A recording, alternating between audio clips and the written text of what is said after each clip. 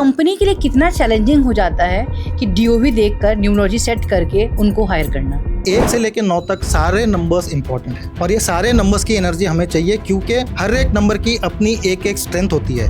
किसी भी बिजनेस को सक्सेसफुल होने में न्यूमरोलॉजी जो है कितना हेल्पफुल हो सकता है। आपके जीवन में अगर आपको स्ट्रगल को कम करना है तो डेफिनेटली आपके डेट ऑफ बर्थ का जो भी लकी नंबर निकलता है, किसी भी कंपनी को बनाने के लिए उसके नेम के स्पेलिंग कितना सही होना जरूरी है। तो आप देखेंगे कि आपका जो बिजनेस चलाने में हर्डल्स आते हैं, वो हर्डल्स कहीं ना कहीं, जैसे कि हर इंसान जो है बिजनेसमैन बनना चाहता है, मैं बिजनेसमैन बन पाऊंगा या नहीं। अगर आपका नाम, आपका चैनल का नाम आपको उसी नंबर पे लेके जाना चाहिए, जिससे कि आपको वो सोशल मीडिया पे फ़ायदा मिले।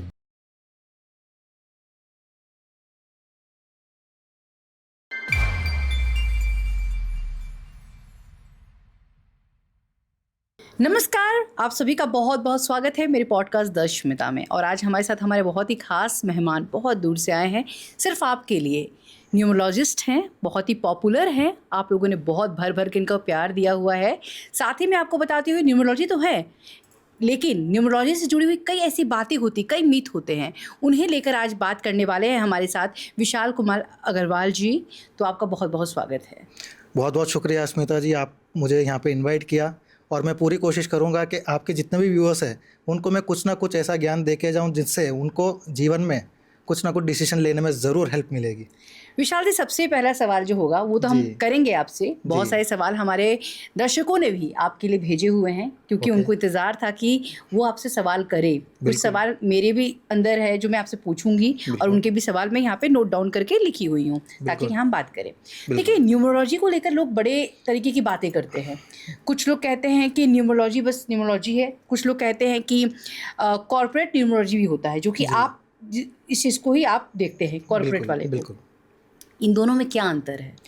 देखिए, जो भी आप बिजनेस कर रहे हैं, आप व्यापार कर रहे हैं या फिर आप कोई इंडस्ट्री चला रहे हैं, यानी आप किसी भी प्रकार का कोई मैन्युफैक्चरिंग कर रहे हैं, ठीक है, आप रिटेल आउटलेट भी चला रहे हो या फिर कोई रेस्टोरेंट भी अगर आप चला रहे हैं, ठीक है, तो आपको बिजनेस में किस प्रकार से हम गाइडेंस दे के जी आपकी जो प्रॉब्लम्स है उसका हम सोल्यूशन निकाल पाएँ।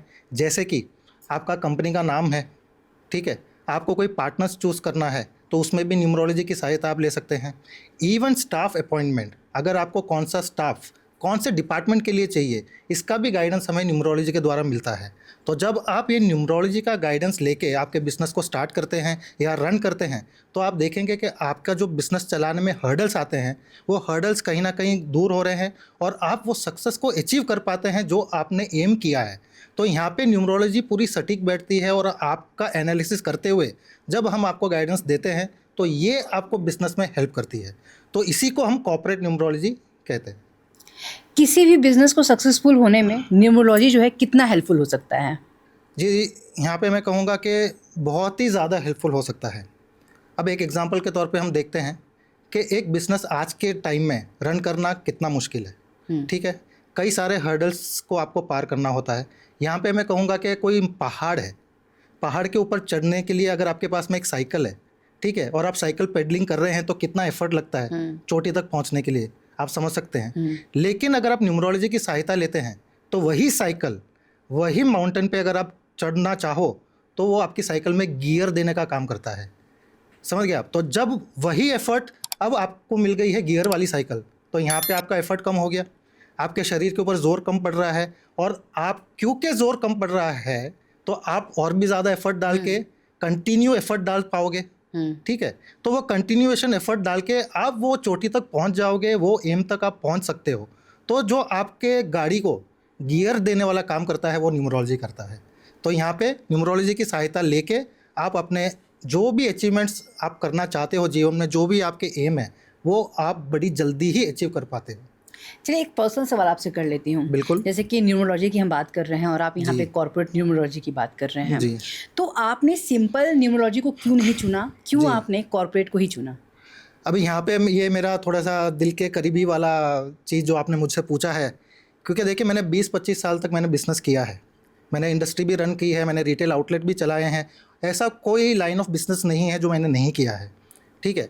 तो एक बिजनेसमैन के पॉइंट ऑफ व्यू से अगर मैं कहना चाहूँ तो मैंने उनके अप्स एंड डाउन, उनके जो भी स्ट्रगल हैं, जो भी उनकी प्रॉब्लम्स है, उनको मैंने खुद महसूस किया है, क्योंकि मैंने खुद 20-25 साल बिजनेस को रन किया है।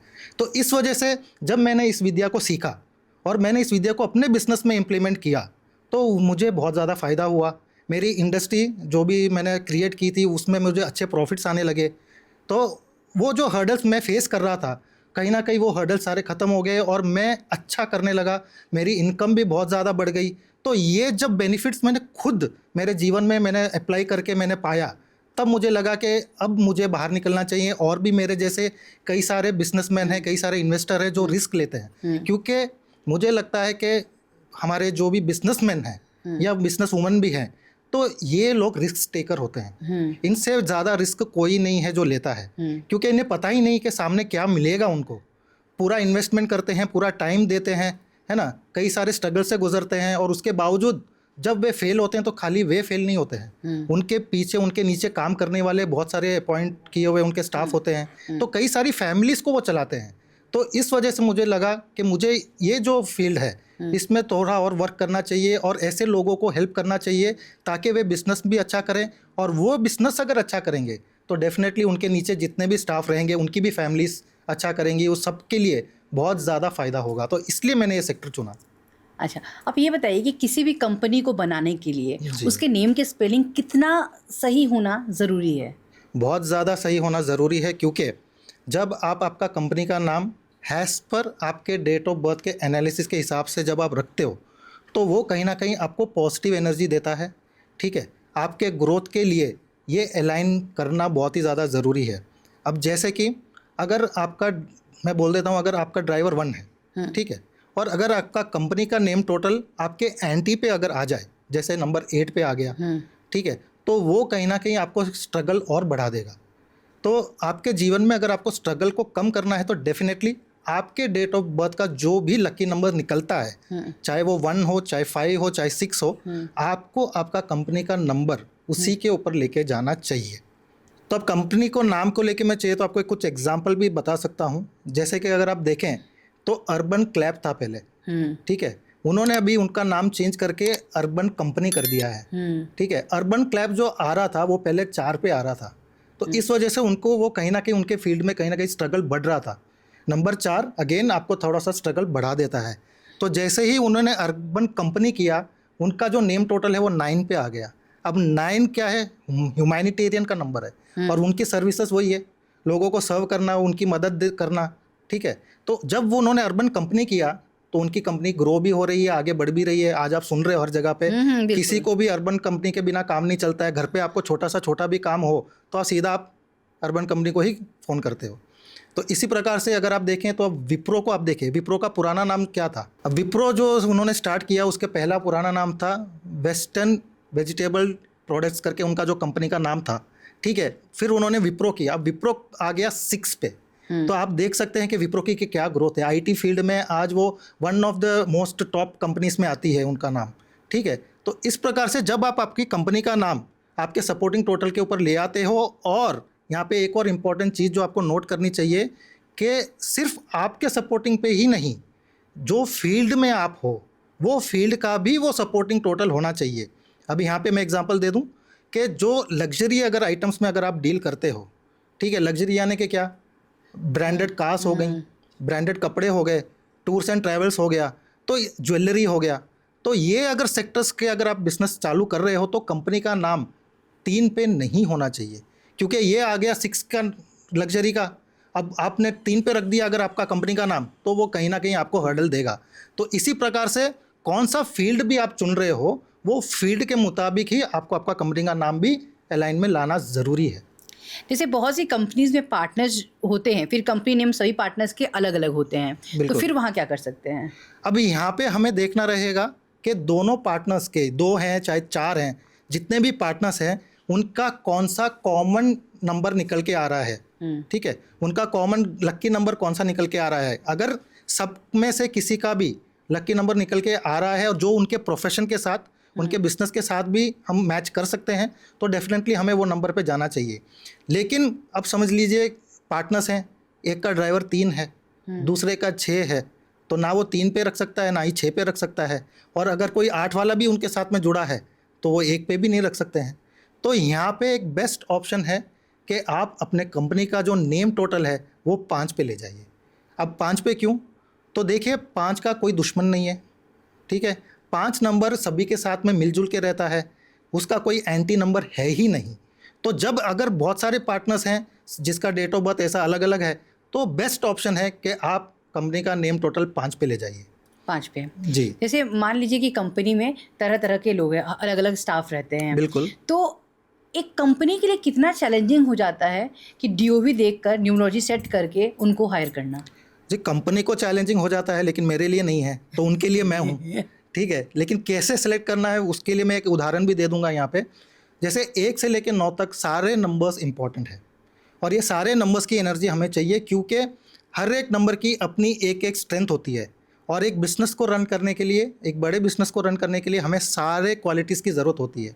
तो अब यहाँ पे कोई डिपार्टमेंट है, ठीक है, चाहे फिनेंस है, चाहे एचआर है, चाहे सेल्स एंड मार्केटिंग है, तो हर एक डिपार्टमेंट के लिए हर एक डेट ऑफ बर्थ जो वहाँ पे उनका जो एडवांटेज बनता है या स्ट्रेंथ बनता है, वैसे बंदों को लगाना बहुत ज़्यादा ज़रूरी हो जाता है, ताकि वहाँ पे उस डिपार्टमेंट में वो इंसान अच्छे से परफॉर्म कर पाता है और उसका ही रिजल्ट आपको फिर आपकी कंपनी में दिखता है।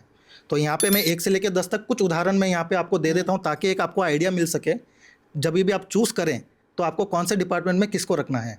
तो अगर कोई ड्राइवर नंबर 1 वाला आपके कंपनी में आता है ज्वाइन करने के लिए, तो ऐसा लोगों का नेचर क्या होता है, leadership, they are trend setters. तो ऐसा कोई काम जिसमें आपको उसको पूरी आज़ादी देनी होगी कि भाई ये मैंने प्रोजेक्ट आपको दे दिया है, ये आपको कंप्लीट करना है, भले ही उसके नीचे उसको 4 बंदे चाहिए, 5 चाहिए, वो उसका लुकआउट है। और जब आप उसको ऐसा कोई काम दे देते हो, पूरी फ्रीडम दे देते हो, तो वो पूरा काम करके ही रहता है, ठीक है। तो ये हो गया नंबर 1 की क्वालिटी। अब नंबर 2 अगर वाला कोई है आपके स्टाफ में, तो आप उसे कोई फ्रंट ऑफिस वाला अगर आपका कोई काम है जहाँ पे आपको रिसेप्शन हो गया, तो ऐसी कोई जगह है तो उसको वहाँ का काम दीजिए, या फिर कस्टमर से रिलेटेड कोई कम्युनिकेशन का काम है वो आप उनको दीजिए, तो वहाँ पे वो अच्छा करेंगे, ठीक है। अगर कोई 3 वाला है तो मैं कहूँगा कि कहीं पे जो भी क्रिएटिव काम करना हो, आपको कोई नया प्लान बनाना हो, कुछ क्रिएटिव आपको करना हो, तो वो क्रिएटिव जो सेक्शन है वो आप 3 वाले को दे सकते हो। इवन मैं कहूँगा कि कोई लीगल मैटर भी है तो लीगल में भी वो अच्छा करते हैं, तो आप वो कोई लीगल सेक्शन भी अगर आपका है उसमें भी आप नंबर 3 वाले को डाल सकते हो। इसके अलावा भी कोई एडवाइजरी आपको देनी हो, मतलब कोई क्रिएट करना हो जिसमें आप एडवाइजरी डिपार्टमेंट में भी नंबर 3 वाले को आप इंक्लूड कर सकते हो। अब आ जाते हैं नंबर 4 वाला। अगर नंबर 4 वाला आपके साथ में है तो आप उसे सेल्स एंड मार्केटिंग में डालिए। नंबर 4 वाला गज़ब का सेल्स एंड मार्केटिंग वाला होता है, वो मिट्टी को भी सोना बोल के बेच के आ सकता है, उसमें ये काबिलियत होती है। तो इसलिए उसका पूरा उपयोग अगर आपको लेना है तो सेल्स एंड मार्केटिंग में ही उसको डालिए। इसके अलावा अगर नंबर 5 वाला है तो नंबर 5 वाला गुड कम्युनिकेटर भी होता है, ठीक है। तो जहाँ पे आपको कुछ कम्युनिकेट करना हो तो वहाँ पे उनको आप डाल दीजिए, तो डेफिनेटली वो अच्छा करेंगे। इसके अलावा वो फाइनेंस का भी नंबर माना गया है, तो अगर आपका फाइनेंस डिपार्टमेंट भी वो संभाल रहा है तो वो बहुत ही अच्छा काम करेगा नंबर 5 वाला। अब आ जाते हैं नंबर 6। नंबर 6 अगेन इसको हम कहते हैं जुगाड़ू। वो थोड़ा सा लग सकता है कंट्रोवर्शियल, लेकिन ये बहुत ही ज़्यादा उपयोगी होते हैं। ऐसा कोई काम जो आपसे नहीं हो पा रहा है, जिसको करने में आपको बहुत ज़्यादा दिक्कत हो रही है, ऐसा जो भी प्रोजेक्ट है आप उसको दे दीजिए। वो कोई ना कोई जुगाड़ बैठा के कहाँ से उसको काम निकलवाना है उसे अच्छी तरीके से पता है, तो आप जितना भी टफ काम है आप उसको दे सकते हो, वो आराम से आपका काम कर देगा। तो ये एडवांटेज है नंबर 6 का। अब आ जाते हैं नंबर 7। अगेन नंबर 7 जो है रिसर्च से जुड़ा हुआ बहुत अच्छा नंबर माना गया है। तो आपका R&D अगर डिपार्टमेंट है, आपने R&D डिपार्टमेंट आपने क्रिएट किया है, तो वहाँ के लिए जो बेस्ट रहेगा वो रहेगा नंबर 7 वाला, ठीक है। वो रिसर्च में इतना गुणी होता है कि हम सोच भी नहीं सकते, वहाँ अंदर की बात वो पूरी निकाल के लेके आ सकता है, तो इतना उनमें कैपेबिलिटी ज़रूर होता है। अब नंबर 8 वाला फाइनेंस का नंबर है, तो इसे आप फाइनेंस डिपार्टमेंट से भी दे सकते हो। इवन इसे हम जज भी कहते हैं, तो अगर आपका कोई लीगल डिपार्टमेंट है तो उस डिपार्टमेंट में भी ये बड़ा ही अच्छा करते हैं। इसके अलावा नंबर 8 की एक और खासियत है, लोग काफ़ी डरते हैं नंबर 8 शनि का नंबर, लेकिन जब अगर नंबर 8 वाला आपके साथ में होता है तो उससे ज़्यादा मेहनत, उससे ज़्यादा काम करने वाला और कोई नहीं मिलेगा आपको। 1 से लेकर 9 तक जितने भी हैं, नंबर 8 वाले को आप देख लीजिए, सबसे पहला इंसान होगा जो ऑफिस में आएगा और सबसे आखिरी में जाएगा। जब तक उसका काम ख़त्म नहीं होगा वो पीछे नहीं हटेगा। तो नंबर 8 की ये खासियत है। देन और अगर आपको बचत में दिक्कत हो रही है कि आपको लगे हाँ मेरी कंपनी तो अच्छा प्रॉफिट कमा रही है लेकिन पैसा टिक क्यों नहीं रहा है या बच क्यों नहीं रहा है, तो ये डिपार्टमेंट में मैं बोलता हूँ नंबर 8 वाले को दे दीजिए। वो बता देगा कि पैसा कहाँ जा रहा है, किस गलत जगह पे जा रहा है और कैसे रोकना है। ठीक है, आपकी वेल्थ को कैसे बचाना है, इसका भी काम नंबर 8 वाले को अगर आपने दे दिया तो डेफिनेटली आप देखेंगे कि आपके वेल्थ का जो कैलकुलेशन है वो बहुत ही अच्छा हो जाएगा। अब आ जाते हैं नंबर 9। अब नंबर 9 अगेन, क्योंकि इसे हम क्या कहते हैं, सेनापति का नंबर। तो सेनापति का रोल आप समझ सकते हैं कि वो पूरे सेना को कंट्रोल करता है। तो इसको अगर आप एचआर डिपार्टमेंट दे दें, ठीक है, आपके कंपनी का अगर एचआर डिपार्टमेंट दे देते हैं तो डेफिनेटली ये एचआर में बहुत ही अच्छा करते हैं। कौन से स्टाफ को किस तरीके से हैंडल करना है, इसमें इनकी जो काबिलियत होती है वो मतलब हम मैच ही नहीं कर सकते किसी के साथ में। तो इस प्रकार से जब आप इन डेट ऑफ बर्थ का एनालिसिस करके आपके डिपार्टमेंट में कौन से बंदे चाहिए उस हिसाब से अगर आप रखो तो आप देखोगे क्योंकि इनकी स्ट्रेंथ वो है और उसी स्ट्रेंथ के मुताबिक आप उनको वो डिपार्टमेंट दे रहे हैं तो उनका नेचुरली परफॉर्मेंस अच्छा होगा। अब उनका परफॉर्मेंस अच्छा होगा तो फ़ायदा किसको मिलेगा, आपको ही मिलेगा। बिल्कुल। तो इस प्रकार से जब आप रखते हैं, और भी कई सारे डिपार्टमेंट्स हैं देखिए, लेकिन वो पूरा सब कुछ हम आज एक वीडियो में कवर नहीं कर सकते हैं, लेकिन इससे भी आपके व्यूअर्स को मोटा मोटी आइडिया हो जाएगा कि हमें कौन सा डेट ऑफ बर्थ वाले को कौन सा डिपार्टमेंट देना चाहिए। जैसे अमूमन हम देखते हैं विशाल जी कि रील्स जो चलते हैं, जो सोशल मीडिया पे कुछ मूलांक है जो काफ़ी ज़्यादा पॉपुलर होते हैं जी। 4 को लेकर लोगों के मन में बहुत तरीके के मिथ हैं, लोगों ने बहुत डर फैलाया हुआ है। बिल्कुल। आप किस तरीके से 4 नंबर को देखते हैं? देखिए 4 नंबर एक ऐसा नंबर है, भले ही वो खुद के लिए स्ट्रगलिंग है, नंबर 4 वाले को कोई भी चीज़ आसानी से नहीं मिलती है। हमेशा ही उसके कुछ भी प्रोजेक्ट्स है, कुछ भी काम है, उसमें अड़चनें आती ही आती है, लेकिन उसका एक चीज़ जो अच्छा है कि वो पीछे नहीं हटता है। ठीक है, तो ये एक जो क्वालिटी है उसकी वजह से वो जीवन में वो सब कुछ पा सकते हैं जो वो पाना चाहते हैं। हाँ, हर्डल्स तो आती हैं, लेकिन वो हर्डल्स को पार करते हुए आगे बढ़ता है। तो ये चीज़ हमें सीखने की ज़रूरत है कि हमें थोड़ा सा भी अगर मुश्किल आ जाती है तो लोग अरे नहीं मुझसे नहीं होगा और पीछे हट जाते हैं। तो उन लोगों को नंबर 4 वालों से इंस्पिरेशन लेना चाहिए कि उनको देखिए, यानी कि उसका पूरा फोकस जो है वो अपने काम पे रहता है, अपने टारगेट पे रहता है। तो उसके जैसा फोकस अगर कोई पा ले तो डेफिनेटली वो भी सक्सेसफुल हो सकता है। तो यहाँ पे नंबर 4 वाले को मैं कहूँगा कि उनके जितना फोकस्ड कोई भी नहीं है, तो उनके फोकस के वजह से ही वो जीवन में वो सब कुछ प्राप्त कर सकते हैं जो वो करना चाहते हैं। यहाँ पे वो डिसिप्लिन्ड भी काफ़ी होते हैं। नंबर 4 वाले को अगर आप देखेंगे, कहीं पर अगर आपने 10 बजे का टाइम दिया है तो आपको वो 10 बजे के पहले वहाँ पहुँचे हुए मिलेंगे। ठीक है, वो कभी भी लेट होना पसंद नहीं करते हैं। नीट एंड क्लीन जो होता है वो उनको बहुत ज़्यादा पसंद होता है। तो इस हिसाब से अगर आप देखो तो नंबर 4 की जो क्वालिटीज़ हैं वो हमें ज़रूरी है हमारे जीवन में आगे हमको बढ़ने के लिए। नंबर 4 की क्वालिटीज़ हमें चाहिए ही चाहिए।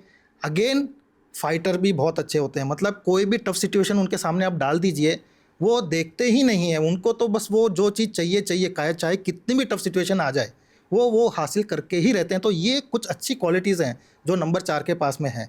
हाँ, थोड़ी सी स्ट्रगल क्यों होती है, क्योंकि बॉडी पार्ट नहीं है, नीचे का बॉडी नहीं, सिर्फ हेड है। तो क्योंकि इनकम्प्लीट बॉडी है तो उन्हें थोड़ा सा जीवन में स्ट्रगल करना पड़ता है, लेकिन जब वे भी न्यूमरोलॉजी का सहारा ले लेते हैं तो डेफिनेटली वो स्ट्रगल को भी आराम से पार कर सकते हैं। जैसे हम बात कर लेते हैं, मान लीजिए कि कोई कंपनी है, कोई कंपनी का नाम है, उसमें 2 पार्टनर हैं और दोनों पार्टनर का जो काम है वो अलग अलग है। ठीक है, आपस में बन नहीं रही है उनकी, और कंपनी अगर वो बढ़ भी नहीं रही, कंपनी जब दोनों पार्टनर का बनेगा नहीं तो ऑब्वियस सी बात है कंपनी भी आगे नहीं बढ़ेगी। तो उस समय उस पार्टनर को क्या करना चाहिए, कंपनी को बंद कर देना चाहिए या फिर दूसरा नाम लगा के फिर से एक रीस्टार्ट करना चाहिए? देखिए यहाँ पे देखना पड़ेगा कि दोनों पार्टनर्स का ड्राइवर कंडक्टर क्या है। अगर दोनों का एंटी या ऑपोजिट आ रहा है तो डेफिनेटली वहाँ पे स्ट्रगल तो होगा, लेकिन दोनों का अगर कोई दिक्कत नहीं है ड्राइवर कंडक्टर कॉम्बिनेशन में, मतलब ड्राइवर टू ड्राइवर या कंडक्टर टू कंडक्टर, तो यहाँ पे फिर हमको देखना पड़ेगा कि वो रोल क्या कर रहे हैं। जैसे कि अगर आपका ड्राइवर 1 है और पार्टनर भी 8 वाला है तो डेफिनेटली वो क्लैश होना ही होना है। तो यहाँ पे फिर हमको देखना पड़ेगा कि कंपनी कितनी बड़ी है, क्या वो क्लोज करना चाहते हैं या नहीं चाहते। अगर नहीं भी चाहते हैं तो यहाँ पे उपाय ज़रूर है। ठीक है, तो इसमें अब इम्पोर्टेंस हो जाता है कि पार्टनर्स का रोल। अभी 1 नंबर ड्राइवर अगर आपका है तो आपका क्या रोल होना चाहिए, और 8 अगर आप है तो आपका क्या रोल होना चाहिए। तो जब आप अपने रोल को डिफाइन कर लेते हो तो आपको मालूम है कि आपको कंपनी में क्या काम करना है और आप दूसरे के काम में अड़ंगा नहीं डालोगे या फिर उसमें इंटरफेयर नहीं करोगे। तो जब वो इंटरफेरेंस बंद हो जाता है तो कहीं ना कहीं कुछ क्लैशेस कम हो सकते हैं। एंड सामने वाले की स्ट्रेंथ क्या है, सामने वाले की वीकनेस क्या है, ये भी हम जब गाइड करते हैं तो आपको भी मालूम है कि मुझे उससे क्या एक्सपेक्ट करना चाहिए या क्या नहीं करना चाहिए। Got it. और रोल एंड गोल जब ये डिफाइन हो जाता है, और फिर जब आप रेमेडीज़ करते हो अपनी पर्सनल, जो भी आपकी रेमेडीज़ है जो हम सजेस्ट करेंगे, जो मिसिंग नंबर्स की रेमेडीज़ हो गई, ठीक है, तो जब आप ये सब रेमेडीज़ करते हुए अपने एक दूसरे को समझते हुए आगे बढ़ोगे तो डेफिनेटली वो आप कंपनी को आगे ले जा सकते हो। अब इसमें भी फिर देखना पड़ेगा कि कंपनी का नेम टोटल, अगर वो क्या सर्विसेज दे रहे हैं, क्या वो आपके अलाइनमेंट में है या नहीं है, तो ये सब जब आप मैच कर लोगे तो डेफिनेटली आप उससे निकल जाओगे और कंपनी को आगे अच्छे से रन कर पाओगे। कंपनी के अंदर एक पार्टनर कुछ और काम करता है और दूसरा पार्टनर जो है कुछ और काम देखता है, तो क्या वर्क डिवीज़न में भी न्यूमरोलॉजी की हेल्प ले सकते हैं क्या? डेफिनेटली ले सकते हैं, और मैं वही करता हूँ, क्योंकि अगर एक ही काम दो पार्टनर्स कैसे कर पाएंगे, तो डिवीजन तो करना ही है। हाँ। ठीक है, अब उसमें अगर राइट चॉइस अगर आप करो तो फिर आपको भी स्ट्रगल नहीं है, क्योंकि आपकी स्ट्रेंथ क्या है हमें मालूम पड़ जाती है। हम आपकी जब डेट ऑफ बर्थ देखते हैं, आपका बर्थ चार्ट बनाते हैं, तब हमें मालूम पड़ जाता है कि आपका स्ट्रेंथ क्या है, आपका वीकनेस क्या है। तो जो आपका स्ट्रेंथ एरिया है वही डिपार्टमेंट आपको देखना है। तो दोनों पार्टनर्स के अलग अलग स्ट्रेंथ एरिया होते हैं, तो उसी हिसाब से जब हम डिवाइड कर देते हैं तो वो उस डिपार्टमेंट को लेके भी अच्छी तरीके से काम कर पाते हैं। और क्योंकि वो अच्छे तरीके से काम कर पाते हैं तो मेंटल स्टेट भी उनका अच्छा होता है, ठीक है, पॉजिटिव रहते हैं, और इसी हिसाब से फिर उनको काम करने में भी मज़ा आता है और उनको फ़ायदा भी मिलता है। अब मान लेते हैं कि एक पार्टनर 3 वाला है, ठीक है, तो उसका स्ट्रेंथ एरिया हो गया क्रिएटिविटी, ठीक है, एडवाइजरी, किसी भी प्रकार का कोई भी नियम लाना है, कोई भी नियम कानून कंपनी के लिए सेट करना है, तो वो सब चीज़ के लिए नंबर 3 वाला एक्सपर्ट हो गया, ठीक है। लेकिन अगर कोई 7 वाले को अगर आपने ये काम दे दिया, ठीक है, तो कहीं ना कहीं उसका तो रिसर्च वाला नंबर है, ठीक है, तो वो रिसर्च में अच्छा करेगा, और वो एडवाइजरी में अगर आपने डाल दिया तो कहीं ना कहीं वो भी अनकंफर्टेबल फील करेगा, है ना, उससे भी परफॉर्मेंस अच्छे से आएगा नहीं। और जब वो अच्छे से परफॉर्म नहीं कर पाता है तब जाके कहीं ना कहीं उसको मेंटल प्रेशर होता ही होता है, और वो प्रेशर फिर किसी भी रूप में निकल सकता है। तो यहाँ पे अपना रोल एंड गोल जानना बहुत ही ज़्यादा ज़रूरी हो जाता है, और आप जब उस रोल एंड गोल में काम करके आगे बढ़ते हो तो डेफिनेटली वो आपको फ़ायदा ज़रूर मिलता है। जैसे कंपनी, देखिए जब कंपनी बनती है या कंपनी होती है तो उससे स्टाफ का रोल बहुत बड़ा होता है। बिल्कुल, क्योंकि स्टाफ के बिना तो कंपनी चलने वाली है नहीं। तो जो स्टाफ का सिलेक्शन होता है, तो क्या हम न्यूमरोलॉजी को देखते हुए ही, उनके डीओबी को देखते हुए, न्यूमरोलॉजी से उसको कंपेयर करते हुए कर सकते हैं क्या? डेफिनेटली कर सकते हैं, और इसमें मैं एग्जांपल दूंगा कि मेरे एक मित्र बन गए हैं, अभी तो मेरे क्लाइंट थे, आज मेरे अच्छे खासे मित्र हैं, बिल्डिंग लाइन में हैं, अच्छा खासा उनका अभी कम से कम 25 प्रोजेक्ट्स वो लोग चला रहे हैं। तो उनको हमेशा ही अपने कंपनी में हायरिंग की ज़रूरत होती है, उनको स्टाफ की ज़रूरत होती है, नए रिक्रूटमेंट्स करते ही रहते हैं। अब उनकी सबसे मेजर प्रॉब्लम यही थी कि बड़े ही प्रोसेस के बाद में कोई स्टाफ को अपॉइंट करते हैं, जैसे कि पहले बायोडाटा कलेक्ट करना, ठीक है, उसके बाद में इंटरव्यूज़ रखना, कम से कम 2 या 3 प्रोसेस होता था इंटरव्यू का, उसके बाद में वो सेलेक्ट करते थे, और उसके बाद में जब उनको वो डिपार्टमेंट दिया जाता था और वहाँ पर भी उनको परफॉर्मेंस नहीं मिलता था तो कहीं ना कहीं वो स्ट्रेस फील करते थे, क्योंकि इतने लंबे प्रोसेस करने के बावजूद उन्हें वो स्टाफ या वो अच्छा एक कैंडिडेट नहीं मिला, और फिर वापस से उनको वो इंटरव्यू करना और वापस से रखना, बहुत ही ज़्यादा बड़ा लंबा प्रोसेस वापस से उनको फॉलो करना पड़ता था। तो यहाँ पे जब मैंने वो प्रॉब्लम देखा, मैंने उनसे कहा कि आप सारे बायोडाटास जब आपके पास में आ जाते हैं आप मुझे फॉरवर्ड कर दीजिए, ठीक है। वो बायोडाटास के बाद मिलने के बाद में मैं पूछता हूँ कि आपको कौन से डिपार्टमेंट के लिए अभी रिक्वायरमेंट है, ठीक है। तो जब वो बोलते हैं या फिनेंस है या HR है, वॉट, वो डिपार्टमेंट के हिसाब से मैं डेट ऑफ बर्थ को शॉर्टलिस्ट करके उनको वापस भेज देता हूँ कि इस डिपार्टमेंट के लिए ये लोग हैं जो परफेक्ट हैं। तो वो स्टाफ को भी जीवन में आगे बढ़ने में उनको फ़ायदा होता है, क्योंकि उनको खुद को नहीं मालूम कि उनकी स्ट्रेंथ क्या है, उनकी वीकनेस क्या है। तो जब मैंने वो स्ट्रेंथ बता दी और उनको वो डिपार्टमेंट मिल गया तो वो वहाँ पे भी अच्छा परफॉर्म करते हैं। तो इससे दोनों के लिए विन विन सिचुएशन है, इवन द ओनर और इवन दैट कैंडिडेट जो वहाँ पे ज्वाइन कर रहा है। नहीं, जैसे क्या होता है कि कंपनी में जब स्टाफ आते हैं, ठीक है, तो जब आप बता रहे हैं सिलेक्शन करने की प्रक्रिया होती है, फिर डीओबी आपके पास आ जाता है, फिर आप सिलेक्ट करते हो। कुछ स्टाफ तो ऐसे भी होते होंगे कि they are very very very talented, ठीक है, लेकिन वो कंपनी के अकॉर्डिंगली जो है या उस पोजीशन के अकॉर्डिंगली वो सुटेबल नहीं हो रहा, उनका मूल्यांक या उनकी चीज़ें नहीं सुटेबल हो रही हैं, तो उस दौरान फिर क्या करना चाहिए? नहीं, देखिए, चाहे कोई भी मूल्यांक वाला हो, किसी भी कंपनी में ज़रूर काम कर सकता है। तो यहाँ पे मैं किसी भी मूल्यांक को कुछ कम ज़्यादा नहीं बोलूँगा, सारे ही अपनी जगह पे सही हैं। हाँ, अब आ जाता है कि हर एक मूलांक का जो, जैसा कि मैंने पहले बताया 1 से लेकर 9 तक, जैसे मैंने बताया वो डिपार्टमेंट में अच्छा करते हैं, तो डेफिनेटली अगर वो खुद का एनालिसिस करा के अपना खुद का स्ट्रेंथ क्या है क्या नहीं है और उस डिपार्टमेंट में जाते हैं तो डेफिनेटली उनको फ़ायदा मिलेगा। जैसा कि मैंने कहा, 1 लीडर हो गया, 2 हो गया कस्टमर सर्विस के लिए। तो इस प्रकार से जब वो अपने मूलांक के हिसाब से डिपार्टमेंट को चुनते हैं और उस डिपार्टमेंट में जाते हैं तो डेफिनेटली उनके लिए भी फ़ायदा है और कंपनी के लिए भी फ़ायदा है। नहीं, जैसे क्या होता है, एग्जांपल के तौर पर मैं भी बताना चाहूँगी, कोई अगर स्टाफ है, ठीक है, मानिए वो किसी सेल्स में बहुत अच्छा है, बिल्कुल, लेकिन जिस कंपनी में वो गया हुआ है वहाँ बोले नहीं हम तुम्हें सेल्स में नहीं रखेंगे, हम तुम्हें इस वाले डिपार्टमेंट में रखेंगे, ठीक है, लेकिन वो उस डिपार्टमेंट की तो तैयारी नहीं है क्योंकि ऑलरेडी वो इस पर काम करता रहा है, लेकिन उसकी ओनर जो है वो चाहता है रखना उसको, बिल्कुल, लेकिन रख नहीं पा रहा है, बिल्कुल, शायद मूलांक की वजह से या फिर न्यूमरोलॉजी की कोई ऐसी चीज़ों की वजह से। तो क्या उसका कोई उपाय है आपके पास जिससे कि उसे रखा जा सके? हाँ जी, इसमें अब उपाय ये है कि अब वो जो भी डिपार्टमेंट में जा रहा है, सबसे पहले तो हमें देखना है कि वो डिपार्टमेंट का नंबर उसके पास में है या नहीं है। ठीक है, अगर नहीं भी है तो कोई दिक्कत नहीं है, उसका उपाय कर सकता है, क्योंकि अगर उसको वहीं पे काम करना है और वही डिपार्टमेंट उसके पास में और कोई ऑप्शन ही नहीं है तो उसको उसकी रेमेडी करनी रहती है। जैसे अगर नंबर 1 वाला कोई डिपार्टमेंट अगर वो कर रहे हैं तो नंबर 1 की सबसे अच्छी रेमेडी है कि आप रोज़ सुबह सूर्य को जल दीजिए।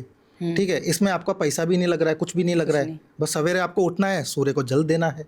ठीक है, अगर कोई नंबर 2 वाला डिपार्टमेंट अगर आप कर रहे हो तो आप शिव जी को जल चढ़ाइए। ठीक है, हफ्ते में 1 बार, अगर डेली भी डाल सकते हो तो वो अच्छी बात है, वरना कम से कम हफ्ते में 1 दिन तो आप जा सकते हो मंदिर, शिवलिंग पे जाके आप जल चढ़ा सकते हो, तो उससे भी आपको वो डिपार्टमेंट में ज़रूर मदद मिलेगी। तो नंबर 3 वाला आप उपाय कर लीजिए। उपाय में क्या है, जब भी आप ऑफिस के लिए निकलें, घर पे केसर का तिलक लगा के निकलें, तो ये आपका उपाय हो गया। बहुत ही सिंपल है, पैसे लग रहे हैं आपके, नहीं लग रहे हैं। ठीक है, अगर नंबर 4 वाला कोई डिपार्टमेंट आप संभाल रहे हो और 4 नंबर मौजूद नहीं है तो आप 4 वाला उपाय, कुत्तों को जो है आप खाना खिला दीजिए। आवारा कुत्ते जो होते हैं, खुद के पेट नहीं, यहाँ पे क्लियर कर दूँ, पेट्स को नहीं, जो आवारा कुत्ते होते हैं आप उन्हें दूध, ब्रेड है, बिस्किट है, जो भी वो खाते हो आप उन्हें खिलाइए, उनका उपाय हो जाएगा। अगर नंबर 5 वाला अगर आप काम कर रहे हो तो आप गाय को जो है चारा दीजिए। जब भी आप गाय को चारा देंगे, नंबर 5 की एनर्जी भी आपको मिलनी स्टार्ट हो जाएगी, वहाँ से भी आपको सपोर्ट आना स्टार्ट हो जाएगा। अब नंबर 6 के लिए बेस्ट रेमेडी है कि आप गोल्डन मेटल वाली वॉच पहने, यानी जो भी एनालॉग वॉच आप पहन रहे हैं उसका मेटल स्ट्रैप होना चाहिए, गोल्डन कलर वाला होना चाहिए। जैसे ही आप वो पहनोगे तो डेफिनेटली आपको वो सेक्टर में भी फ़ायदा मिलेगा, आप अटैच होके उसमें अच्छे से काम कर पाओगे। अब नंबर 7 के लिए अगेन डॉग्स को फीड करवाइए। नंबर 4 और नंबर 7 के लिए सेम ही उपाय है, क्योंकि वो एक ही बॉडी के 2 पार्ट हैं, एक सर है, बाकी बॉडी है, तो इसमें उपाय एक ही हो जाता है। अब नंबर 8 अगर नहीं है तो आप शनि मंदिर जाइए। ठीक है, शनिवार वाले दिन शनि की पूजा कीजिए, तो वहाँ पे भी आपको वो फ़ायदा मिलना स्टार्ट हो जाएगा। और नंबर 9 अगर मौजूद नहीं है और वो डिपार्टमेंट अगर आप संभाल रहे हो, जैसे HR अगर आप संभाल रहे हो, तो आप हनुमान जी की कोई ना कोई उपासना ज़रूर कीजिए, जैसे हनुमान चालीसा, बजरंग बाण, ऐसा कुछ भी हनुमान जी से रिलेटेड आप करोगे तो वहाँ पे आपको करियर में डेफिनेटली फ़ायदा मिलेगा। तो यहाँ पे आपकी प्रॉब्लम्स जो भी थी वो सॉल्व हो जाती है।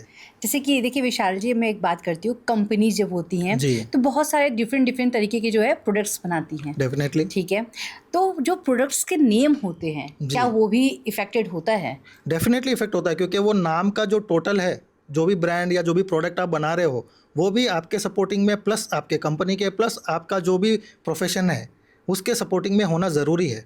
अभी आप देखेंगे कि यहाँ पे एग्जांपल अगर मैं दूँ तो देखिए टाटा, ठीक है, रतन टाटा जी का नंबर 1 है ड्राइवर। उनकी कंपनी का अगर आप टोटल देखो, TA अगर वो भी देखो तो वो भी 1 पे आता है। आज इंडिया में वो नंबर 1 कंपनी भी है। अगर कोई जिसके ऊपर हम ज़्यादा रिलायबल अगर कंपनी अगर हम देखें गुडविल के नाम पे, तो टाटा इज़ नंबर 1। ठीक है, अब उन्होंने अपना जो दिल के करीबी एक अच्छा प्रोजेक्ट जो उन्होंने निकाला, जो एकदम सस्ती से सस्ती कार थी, वो क्या थी? नैनो थी। नैनो थी। बिल्कुल, एकदम सही पकड़ा आपने। अब वो उनके दिल के इतने करीब था, उसके लिए उन्होंने बहुत सारे जतन किए, बहुत सारी उन्होंने कोशिशें की, ठीक है, और उन्होंने लॉन्च भी किया, लेकिन वो सक्सेसफुल नहीं हो पाई। अब उसके पीछे का रीज़न टाटा नैनो का जो नैनो शब्द है, नैनो, ठीक है, नैनो का टोटल जो किस पे आ रहा है, वो आ रहा है 9 पे, लेकिन 9 उनके लिए सपोर्टिंग है, क्योंकि 1 के लिए जो बेस्ट है वो 9 है, लेकिन फिर भी नहीं चली। अब यहाँ पे जो गलती हो गई कि वो जो 9 आया है वो आया है 18 के पैर से। ठीक है, अब 18 यानी 1 और 8 को मिलके 18 होता है। एक हो गया सूर्य 8 हो गया, शनि सूर्य और शनि की बनती नहीं है आपस में, नहीं बनती है, क्लैश होता ही होता है। तो इस वजह से वो टाटा नैनो को उनको भी चलाने में इतनी दिक्कत हो गई। तो इससे बड़े बढ़िया एग्जांपल तो मैं क्या दे सकता हूँ आपको। तो ब्रांड का नेम बहुत ही ज़्यादा ज़रूरी है, जो भी प्रोडक्ट आप लॉन्च करो उसका अलाइन में होना बहुत ज़्यादा ज़रूरी है। अब एक प्रोडक्ट का नाम न्यूमरोलॉजी के अकॉर्डिंग रख पाना पॉसिबल है क्या? बिल्कुल पॉसिबल है। बिल्कुल हर एक चीज़ आपको आपके न्यूमरोलॉजी के हिसाब से ही रखनी है। अब यहाँ पे मैं बता दूँ, जैसा कि मैंने मेरे बिल्डर के लिए मैंने कहा था, तो बेंगलोर में मेरे एक घनिष्ठ मित्र हो गए, उनका नाम भी मैं बता देता हूँ। उनका नाम है करण बिंदल, ठीक है। गुरुवाणी उनके कंपनी का भी नाम है, आप चाहिए तो गूगल में सर्च कर लीजिएगा। तो वो आज 25 से 30 प्रोजेक्ट वो चला रहे हैं, ठीक है। जब वो मेरे पास में आए थे तब वो स्ट्रगलिंग स्टेज में थे, क्योंकि उनके साथ पार्टनर जो था, पार्टनरशिप में उनका अच्छा नहीं चल रहा था। तो उन्होंने मेरे से गाइडेंस ली, मैंने उनको गाइड किया, फिर उन्होंने पार्टनर्स भी चेंज किए, कंपनी भी अभी फिर दूसरी उन्होंने कोलैबोरेशन में चालू की, और आज वो बहुत अच्छा कर रहे हैं, ठीक है।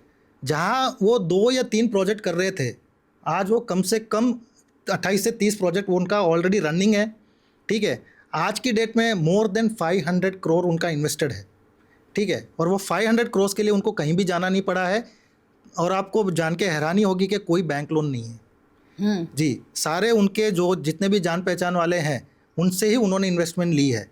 तो आप सोचिए कि 0 बैंक लोन, 500 करोड़ से ज़्यादा उनका इन्वेस्टमेंट, क्योंकि उन्होंने न्यूमरोलॉजी की सहायता ली, तो इस वजह से आज वो वहाँ तक पहुँच पाए। तो आज वो जो भी प्रोजेक्ट डिज़ाइन करते हैं तो उसके बाद में उस प्रोजेक्ट का नाम होता है, क्योंकि हर एक बिल्डिंग का नाम आप एक ही नहीं रखते हो, आप जो भी क्रिएट करते हो नया नया नाम उसमें डेफिनेटली आप ऐड करते हो। तो जो भी नया नाम रखते हैं मुझसे कंसल्ट करते हैं और मैं उनको गाइड ज़रूर करता हूँ। और उस हिसाब से आप देखो तो उनकी जो ग्रोथ है टोटली अनइमेजिनेबल है। तो वो ग्रोथ आपको मिल रही है, क्यों मिल रही है? क्योंकि वो सहारा लिया है उन्होंने न्यूमरोलॉजी का। और इसलिए मैं खुल के उनका नाम आपके पॉडकास्ट में बोल भी रहा हूँ। आप चाहे तो गूगल में सर्च कर लीजिए, आप चाहे तो देख लीजिए। अगर आप जानते भी होंगे उनको तो वो लोग तो पहचान ही जाएंगे कि क्या मैं बोल रहा हूँ।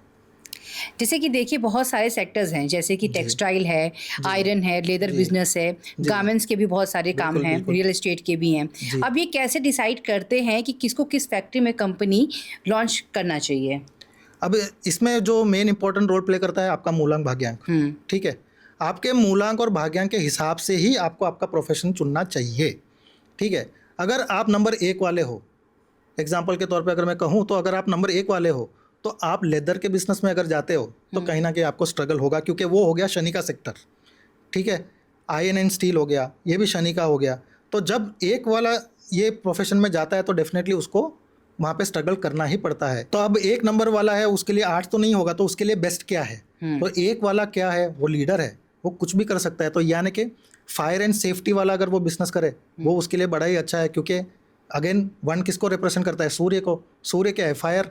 तो आप इस हिसाब से अंदाज़ा लगा सकते हो कि आप फायर एंड सेफ्टी में जा सकते हो, इंडस्ट्री में जा सकते हो, ठीक है, या फिर लग्जरी में भी जा सकते हो, क्योंकि 1 को हम क्या कहते हैं? राजा कहते हैं। और राजा से बढ़कर लग्जरी कौन अपनाएगा, या किसके पास में इससे ज़्यादा लग्जरी होगी राजा के अलावा?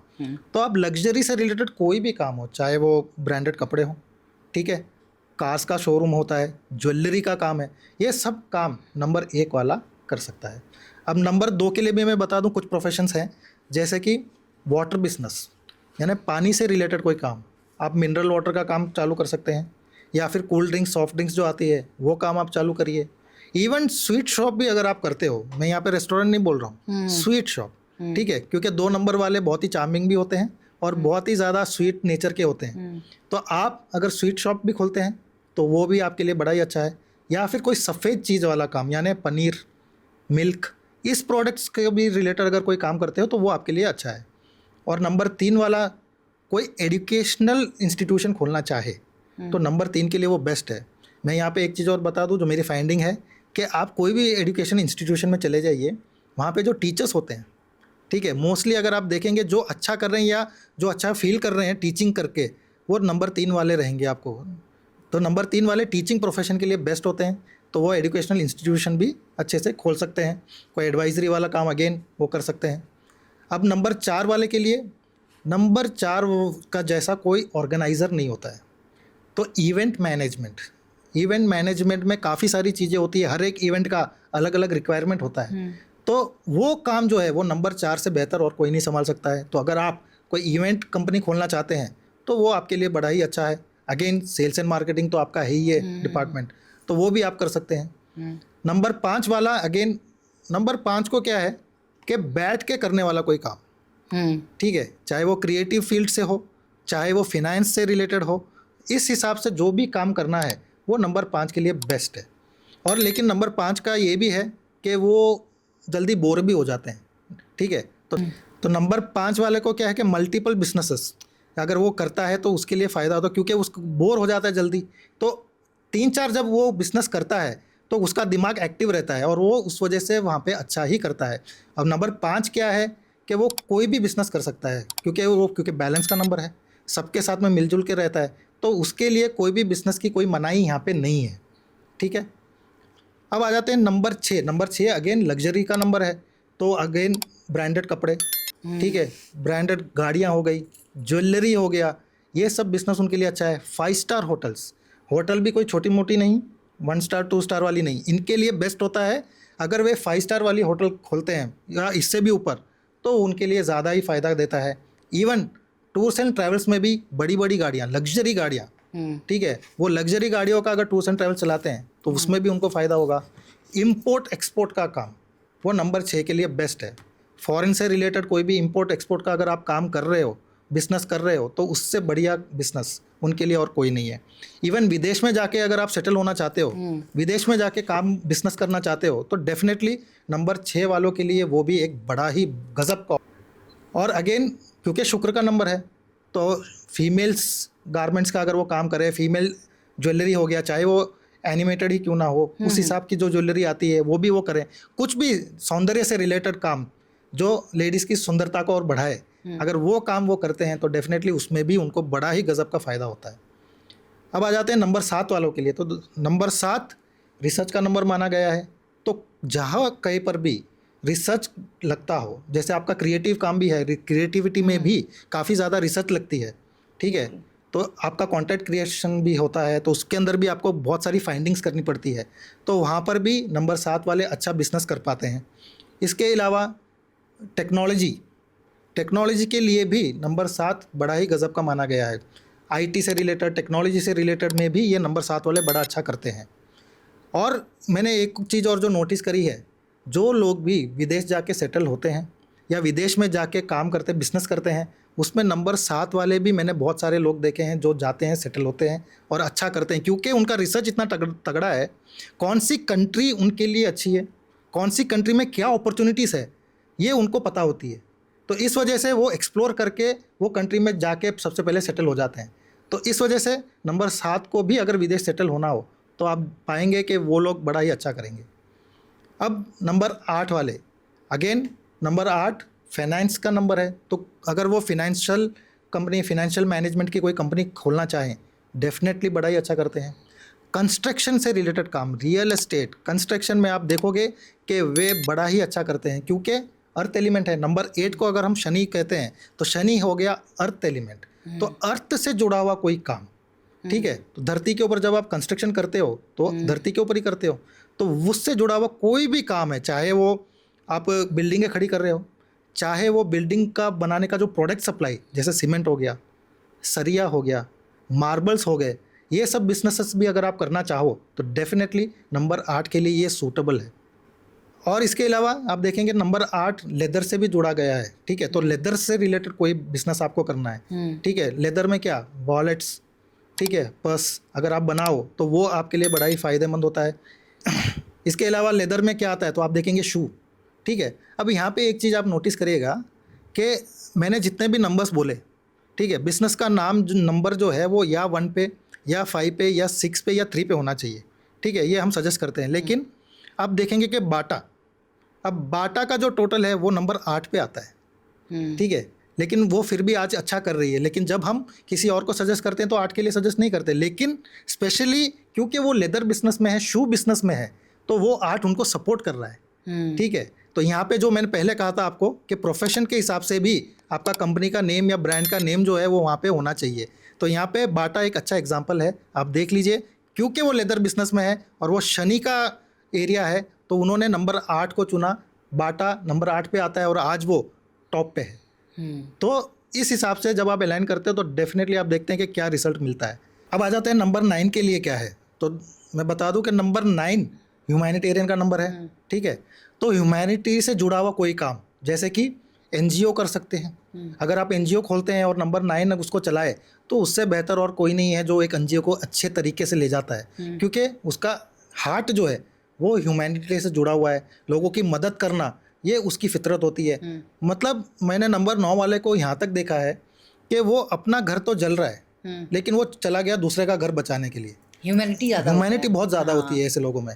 तो भाई यहाँ पे मैं एक सजेशन भी दूंगा कि भाई पहले अपना घर देखना, फिर दूसरे का बचाने जाना, ठीक है। इसके अलावा अगर वो कोई भी, जैसे डाइटिशियन का रोल है, ठीक है, डाइटिशियन का क्या काम होता है कि लोगों की मदद करना, उनको गाइड करना, किसी भी प्रकार का कोई गाइडेंस वाला काम है, ठीक है। कंसल्टिंग जिसे हम कहते हैं कि किसी भी प्रकार की कोई भी कंसल्टेशन का काम वो करें जिससे कि दूसरे लोगों को मदद मिले, गाइडेंस मिले, ठीक है। वो काम नंबर 9 वालों के बड़ा ही सूटेबल है, ठीक है। उसके अलावा नंबर 9 को हम सेनापति भी कहते हैं, ठीक है। तो जहाँ पे अथॉरिटी वाला काम हो वहाँ पे ये बड़ा ही अच्छा करते हैं।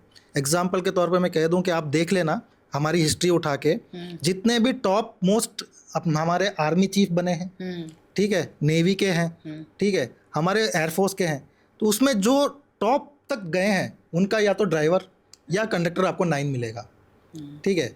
तो ये मेरी फाइंडिंग है, आप भी चेक करना, गूगल में आजकल सब कुछ अवेलेबल है, तो बिल्कुल आप चेक करके मुझे बताइएगा। तो नंबर 9 अगर वो आर्मी ज्वाइन करते हैं, पुलिस सर्विस में जाते हैं, तो बड़ा ही अच्छा करते हैं, ठीक है। तो ये सारे सेक्टर्स हैं जहाँ पे नंबर 9 वाले भी जा सकते हैं।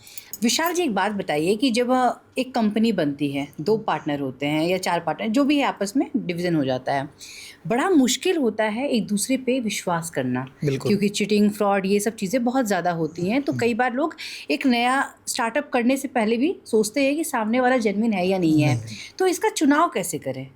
अब इसके लिए देखिए, सबसे इम्पोर्टेंट हो जाता है कि जब भी आप पार्टनर चुनें वो आपके फेवरेबल नंबर वाला ही होना चाहिए।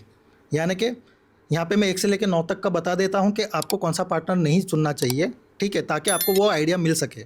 अब नंबर 1 वाले आप हो, ठीक है, तो आपको नंबर 8 वाला पार्टनर नहीं चुनना चाहिए। तो यहाँ पे कहीं ना कहीं वो क्लैश होके या डिफरेंसेस होके उसके बाद में आपको आगे जाके मुश्किल ज़रूर हो सकती है। तो नंबर 1 वाले ये सावधानी रखें कि वो नंबर 8 के साथ में ना करें, बाकी नंबर्स के साथ में कर सकते हैं, ठीक है। जो उसमें बेस्ट रहेगा वो रहेगा number 9, number 5, number 6 and number 3। ये उसके लिए बहुत ही ज़्यादा एडवांटेज वाला करेगा, बाकी को आप न्यूट्रल रख सकते हो, ठीक है। अब नंबर 2 अगर आपका है ड्राइवर, तो आप नंबर 8 के साथ नहीं कर सकते, नंबर 4 के साथ नहीं कर सकते और नंबर 9 के साथ नहीं कर सकते।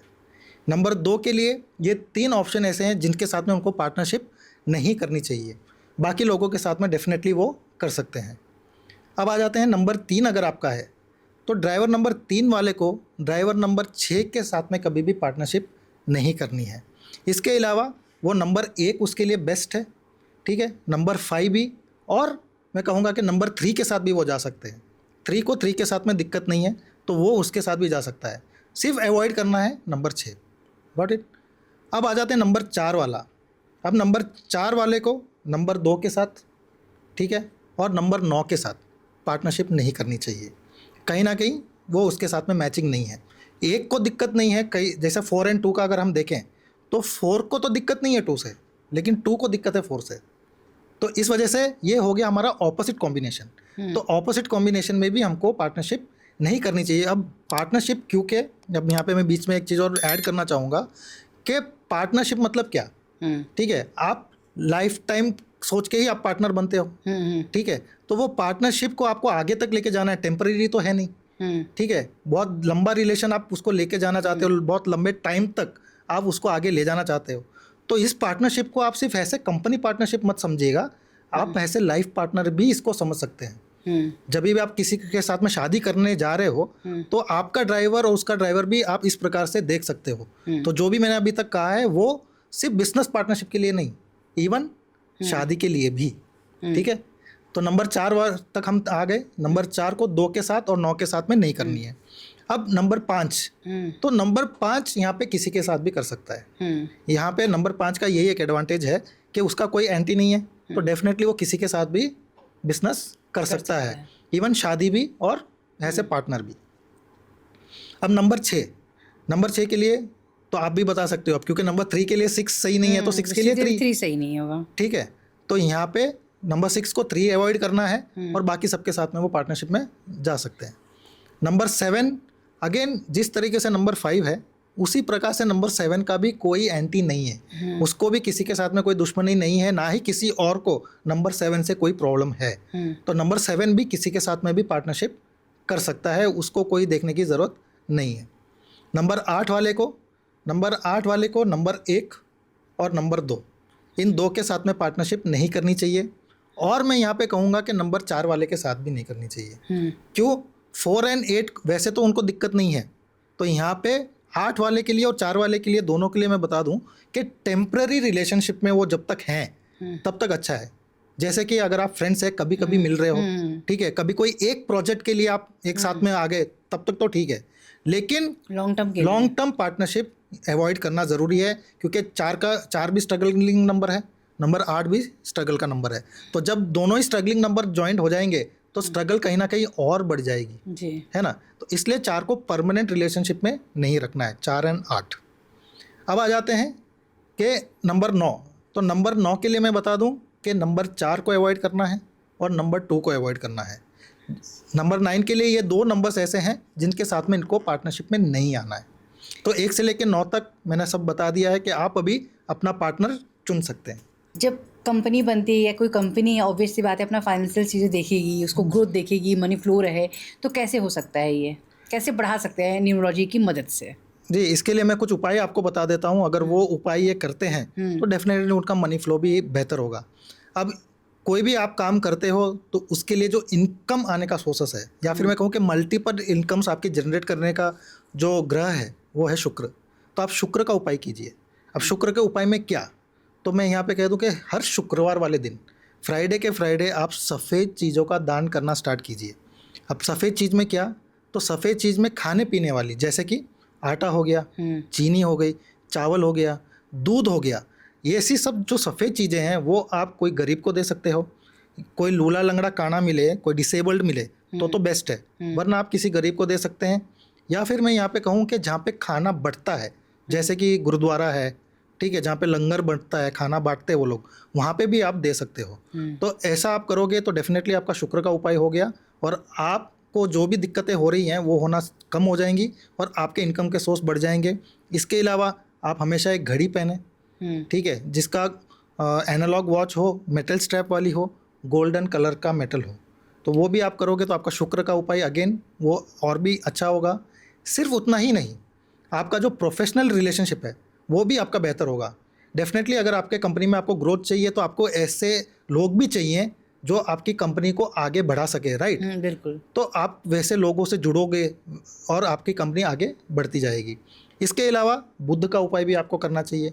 अब बुध के उपाय में मैं बेस्ट रेमेडी कहता हूँ कि आप गणेश जी के मंदिर जाएं बुधवार वाले दिन, और उनको ज़्यादा कुछ नहीं, उनको पसंद क्या है, हरी घास, जिसे हम दूब कहते हैं, दूब, हाँ, उसमें आपका 1 रुपया भी नहीं लग रहा है, ठीक है, और आपका बेहतर से बेहतर उपाय हो जा रहा है। दूब लीजिए, बुधवार वाले दिन गणेश जी के मंदिर जाके उनको चढ़ा के आइए और देखिए कि आपके जितने भी ग्रोथ का काम है कैसे बढ़ता है आगे, आपकी कंपनी कितना तरक्की करती है। और इसके साथ साथ अगर आप गाय को भी चारा देते हैं, अब गाय के अंदर आप देखते हैं 33 कोटि देवी देवता हैं, ठीक है, हम लोग कहते हैं और हैं भी। तो जब आप गाय को भी चारा देते हैं, जब गाय की सेवा करते हैं, तो कहीं ना कहीं हर एक देवता खुश होते हैं, और जब हर एक देवता खुश होते हैं, उनका आशीर्वाद आपको मिलता है, तो कौन रोक सकता है आपको? बिल्कुल, ठीक है। तो आपको जीवन में आगे बढ़ने से कोई नहीं रोक सकता। तो सबसे बेस्ट रेमेडी है, आप गाय को चारा दीजिए, गणपति जी को दूर्वा चढ़ाइए। कुछ खर्चा लग रहा है आपका? कुछ नहीं लग रहा है, ठीक है, और सिंपल से सिंपल उपाय है। इसके अलावा सूर्य को भी थोड़ा सा स्ट्रॉन्ग करना ज़रूरी है। अब सूर्य को स्ट्रॉन्ग करने के लिए, जैसा कि मैंने पहले कहा, सूर्य को जल दीजिए, ठीक है, या फिर अगर आप कर सकते हो तो सूर्य नमस्कार कीजिए, ठीक है। रोज़ सुबह जब आप सूर्य नमस्कार करोगे तो डेफिनेटली वो आपको फ़ायदा देगा। और सूर्य का जो रंग है, जिसे हम लाल रंग कहते हैं, वो आप पहन सकते हो, जैसा कि आज आपने पहना है, ठीक है। तो जब भी आप रेड कलर को भी पहनते हो तो कहीं ना कहीं आपका सूर्य भी स्ट्रांग होता है। तो इन उपायों को करके आप आपकी फाइनेंशियल स्टेटस में और भी बेहतरी ला सकते हो, आपके जो भी फाइनेंस को लेकर दिक्कत है उसको आप दूर कर सकते हो। जैसे कि हर इंसान जो है बिजनेसमैन बनना चाहता है, बिल्कुल। ये कैसे जान पाएगा कि मैं बिजनेसमैन बन पाऊंगा या नहीं? देखिए, इसके लिए जो एक बेस्ट मूलांक मैं बता देता हूँ कुछ जो बिजनेस के लिए ही बने हैं। जैसे कि नंबर 1, अब नंबर 1 यानी कि लीडर है, मैंने बोला कि वो लीडरशिप क्वालिटी रखता है। तो क्या कोई लीडर किसी की बात सुनेगा या किसी की एडवाइस लेगा? बताइए, किसी की एडवाइस नहीं लेगा। तो वो क्योंकि वो खुद लीडर है ना, तो उसको तो बिजनेस करना ही चाहिए। लेकिन मैंने भी कई देखा है कि जो नंबर 1 वाले भी हैं वो आजकल, क्योंकि कॉर्पोरेट वर्ल्ड ऐसा हो गया है कि कई सारे लोग आज जॉब करना ही प्रेफर करते हैं।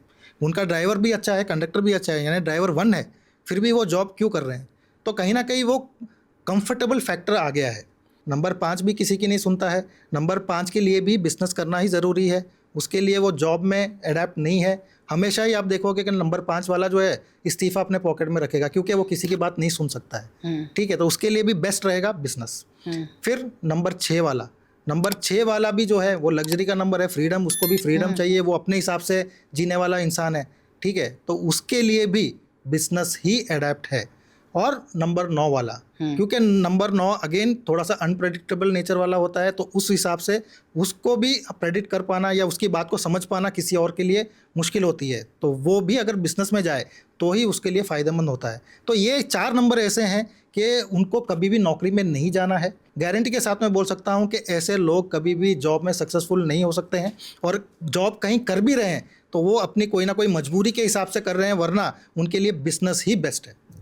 किसी भी बिजनेस या प्रोडक्ट का जो लॉन्चिंग डेट होता है, क्या वो भी मायने रखता है सफलता के लिए? बिल्कुल मायने रखता है, क्योंकि अगर आप देखें तो जेट एयरवेज, ठीक है, तो जेट एयरवेज का जो लॉन्चिंग डेट है वो भी 4 तारीख था, तो इसलिए उनको दिक्कत हुई और उनको आगे जाके बंद करना पड़ा।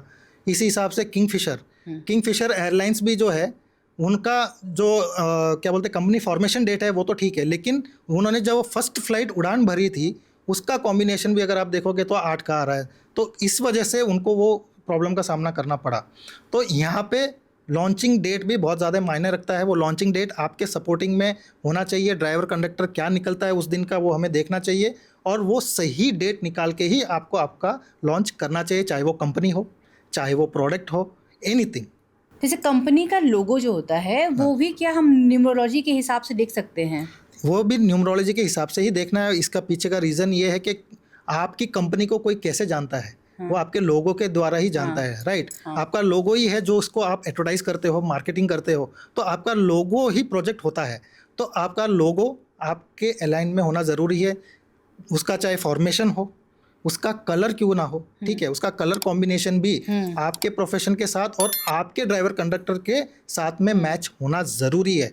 जब आप ये अलाइन कर लेते हो तो डेफिनेटली उसका फ़ायदा, उसका पॉजिटिव रिजल्ट आपको मिलता ही मिलता है, गारंटी। टैगलाइन पर अगर हम बात करते हैं, क्योंकि देखिए कोई कंपनी है, उसका लोगो बना है तो नीचे टैगलाइन भी लिखी जाती है, तो क्या उसको हम न्यूमरोलॉजी की मदद से मतलब सफल बना सकते हैं? देखिए, यहाँ पे मैं कहूँगा कि लोगो इम्पोर्टेंट है।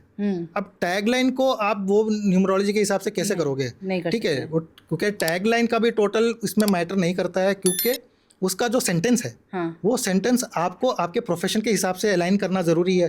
तो वो सेंटेंस अगर उसमें कोई स्पेलिंग अगर आप ऐड कर दो या लेस कर दो तो कहीं ना कहीं उसकी वाइब्रेशन चेंज हो जाती है, ठीक है, उसका प्रोनाउंसिएशन चेंज अगर हो गया तो वो इम्पैक्ट नहीं पड़ेगा जो आप आपके कस्टमर के ऊपर डालना चाहते हो। तो इस वजह से टैगलाइन को आप छोड़ दीजिए, टैगलाइन यहाँ पे मैटर नहीं करता है, मैटर करता है आपका लोगो। जी, जैसे सोशल मीडिया का ज़माना है, हर कोई जो है वेबसाइट चला रहा है, सोशल मीडिया का ही दौर है, तो क्या सोशल मीडिया चलाने के लिए भी, फॉलो करने के लिए भी न्यूमरोलॉजी की मदद लेनी चाहिए? बिल्कुल, जैसे कि अगर आपने आपका कंपनी का नाम है, ठीक है, आपको अगर उसका वाइब्रेशन पाना है, उसका पॉजिटिव वाइब्रेशन आपको चाहिए, तो उसके लिए एक बेस्ट जरिया हो सकता है। तो आपने सोशल मीडिया से रिलेटेड पूछा है, तो सोशल मीडिया अगेन शुक्र के अंडर आता है, यानी नंबर 6। तो अगर आपका नाम, आपका चैनल का नाम आपको उसी नंबर पे लेके जाना चाहिए, जिससे कि आपको वो सोशल मीडिया पे फ़ायदा मिले, ठीक है। इसके अलावा जो लोगो भी आप रखो तो वो भी उसके मुताबिक ही होना चाहिए, ठीक है। अब आपका जो नाम, एग्जाम्पल ले लेते हैं कि आपका ही एग्जाम्पल यहाँ पे देख लेते हैं, ठीक है। तो आपका चैनल का नाम क्या है? द-अस्मिता। अब द-अस्मिता का अगर आप टोटल करो तो किस पे आता है? ठीक है, द-अस्मिता का टोटल अगर आप देखें तो 33 पे आता है, यानी 3 + 3 हो गया 6। और 6 पे ही आप मीडिया से रिलेटेड ही काम कर रहे हो, इसलिए आपका पॉडकास्ट इतना अच्छा चल रहा है। अब आपने ये सोच समझ के किया है या नेचुरली आपने रखा है, आपके लिए ये एक ब्लेसिंग वाला काम कर रहा है। आपकी ग्रोथ दिख रही है, ठीक है, आपके चैनल कितना जल्दी फैल रहा है, ठीक है, काफ़ी सारे लोग आपसे क्यों जुड़ रहे हैं, क्योंकि आपने वो नाम ही ऐसा रखा है, ठीक है। तो कितना इम्पैक्ट पड़ता है नाम का, जो फील्ड का अगर आप उस हिसाब से नाम रखते हैं तो डेफिनेटली उसका फ़ायदा आप खुद ही देख लीजिए। इवन यहाँ पे अश्मिता आपका नाम है, ठीक है, अश्मिता का भी टोटल मैंने देखा था 19 पे आ रहा है, यानी कि 1 के लिए भी 6 का प्रोफेशन बड़ा ही अच्छा है। तो यहाँ पे सब कुछ अलाइन हो रहा है, इस वजह से आप इतनी सक्सेस को अट्रैक्ट कर पाते हैं। जी चलिए, आखिरी के 2 क्वेश्चन मैं आपसे पूछूंगी इस पॉडकास्ट के। हर जगह पर नाम स्पेलिंग तो फॉलो कर लिया, ठीक है, न्यूमरोलॉजी के अनुसार स्टाफ और पार्टनर भी रख लिए, ये सब कुछ करने के बाद कंपनी की सक्सेसफुल होने की क्या गारंटी है? मैं कहता हूँ 100% गारंटी है।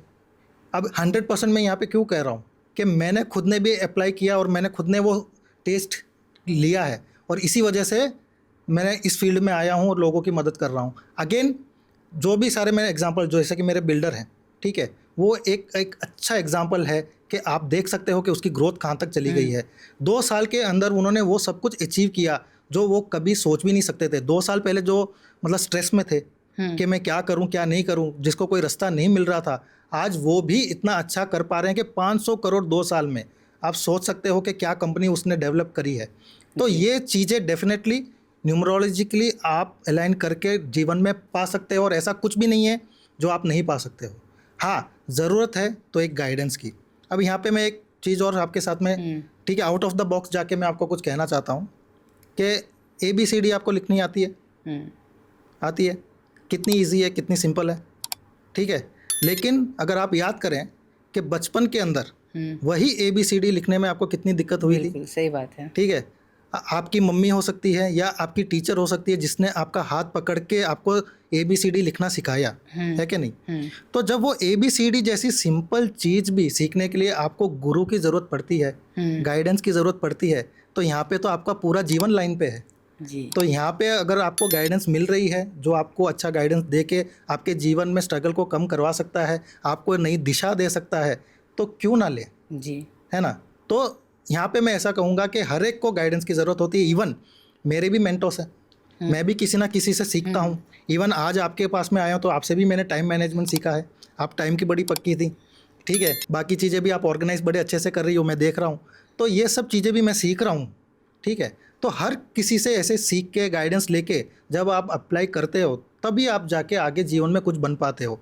और अगर कोई कहता है कि मुझे कोई गाइडेंस की ज़रूरत नहीं है, तो वो तो फिर मैं कहूँगा कि वो तो फिर एक क्या बोलते हैं अहंकार वाली बात हो गई, ठीक है। लेकिन हमें अहंकार नहीं, हमें गाइडेंस लेके अपने जीवन को आगे बढ़ाना है। अब लास्ट जो मैं अपने ऑडियंस का एक सवाल है या उनके लिए हेल्प हो जाएगी ये कि अगर उन्हें कोई नया बिजनेस स्टार्ट करना है तो 5 गोल्डन रूल्स विशाल जी आप बताइए। जी, सबसे पहले तो इसमें इम्पोर्टेंस हो जाता है कि आपका प्रोफेशन सेलेक्ट करते समय आपका डेट ऑफ बर्थ देख लीजिए, क्या वो प्रोफेशन आपके साथ में अलाइन में है या नहीं है, ठीक है। अगर आपका वो एंटी प्रोफेशन अगर आप चुन लोगे तो कहीं ना कहीं वो दिक्कत होगी। इस वजह से सबसे पहला आ गया चूसिंग द प्रोफेशन, ठीक है। फिर आ जाता है आपका कंपनी का नाम। कंपनी का नाम आपको आपके नेम टोटल के हिसाब से ही आपको रखना चाहिए जो आपको लकी हो, ठीक है। फिर अगर आप पार्टनरशिप करना चाहते हो, देखिए कोई भी बड़ा काम अगर आप करना चाहो तो बिना पार्टनर के तो पॉसिबल नहीं है, ठीक है। तो इस वजह से अगर आप पार्टनर चुनते हो तो पार्टनर भी जैसा कि मैंने पहले कहा आपको उसी हिसाब से चुनना चाहिए। अब चौथी चीज़ आ जाती है कि स्टाफ सिलेक्शन। आप जो भी स्टाफ रखो वो स्टाफ आपके साथ में अलाइन भी होना चाहिए, और उसके अलावा वो उसको वही डिपार्टमेंट दीजिए जिसकी उसकी स्ट्रेंथ है, ठीक है। तो वो आपको डेफिनेटली एडवांटेज होगा। अब 5th चीज़ मैं बताता हूँ कि आपका रोल एंड गोल वो भी डिसाइड करना बहुत ज़्यादा ज़रूरी होता है।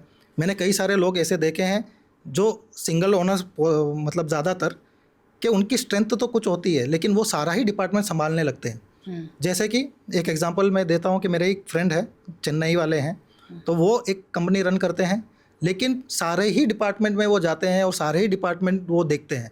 तो कहीं ना कहीं उनको वो स्ट्रगल फेस करना पड़ा। लेकिन जब मैंने उनका एनालिसिस किया और मैंने उनको बताया कि आप सिर्फ ये डिपार्टमेंट देखिए, क्योंकि वो 4 वाले थे, तो मैंने कहा कि सेल्स एंड मार्केटिंग कस्टमर के साथ में जुड़ के आप सिर्फ ये डिपार्टमेंट देखिए, बाकी का जो भी आपका प्रोडक्शन है, ठीक है, फाइनेंस है, उसके लिए आप दूसरे बंदे हायर कीजिए, ठीक है, आपके काम को टोटली फोकस आपके स्ट्रेंथ पे लगाइए। तो आज वे इतने सक्सेसफुल भी हैं और वो आज मुझे थैंक यू करते हुए थकते नहीं हैं। लेकिन ठीक है, मैं बोलता हूँ नहीं, जो भी हुआ अच्छा ही हुआ और आप अब अच्छे कर रहे हो, उससे ज़्यादा मुझे और कुछ नहीं चाहिए। तो आपका रोल एंड गोल वो भी डिसाइड करना बहुत ज़्यादा ज़रूरी है। ये 5 चीज़ें अगर आपने अलाइन कर ली तो फिर आपको पीछे मुड़ के देखने की ज़रूरत नहीं पड़ेगी, ये मेरी गारंटी है। विशाल जी, आपने इतनी सारी जानकारियाँ जो है न्यूमरोलॉजी को लेकर दी है, बिजनेस को लेकर दी है, तो मुझे पूरा विश्वास है हमारी ऑडियंस जो है इस चीज़ को फॉलो करेगी और अपनी ज़िंदगी को आसान बनाएगी। आपका बहुत बहुत शुक्रिया। बहुत बहुत धन्यवाद, आपने मुझे बुलाया। तो आपको हमारे पॉडकास्ट कैसा लगा प्लीज़ कमेंट करके ज़रूर बताइएगा, और अगला पॉडकास्ट आप किनके साथ चाहते हैं वो भी बताइएगा, और साथ में हमारे चैनल को लाइक शेयर सब्सक्राइब करना बिल्कुल भी ना भूलें। धन्यवाद।